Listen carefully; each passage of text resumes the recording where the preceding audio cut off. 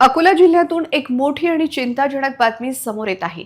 तेल्हारा तालुक्यातील वारखेड परिसरात गेल्या 15 दिवसांपासून वाघाने मुक्काम ठोकला असून यामुळे संपूर्ण परिसरात भीतीचे सावट पसरले आहे।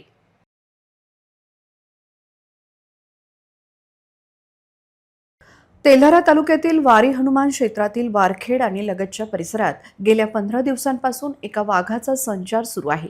ही केवळ चर्चा नसून स्वतः वनविभागानेही या भागात वाघ असल्याचे स्पष्ट केले आहे।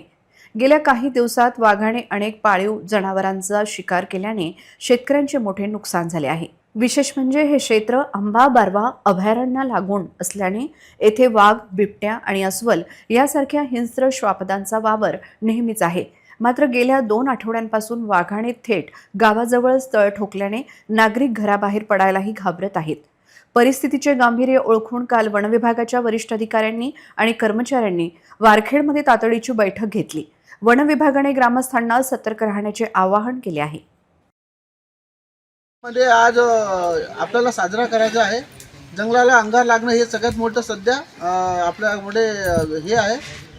तर त्यामुळे आणि दुसरी गोष्ट तुमच्या गावामध्ये मेन येण्याचा उद्देश काय आहे की बा इकडे वाघाची जास्त दहशत आहे। तुम्हाला मी इथे येऊन आम्हाला हे सांगणं आहे की बा तुम्ही स्वतः आपण हे राहा, एकटे फिरू नका। कधी अशी कुठे वाघ दिसला काय दिसलं आम्हाला लवकर कळवा।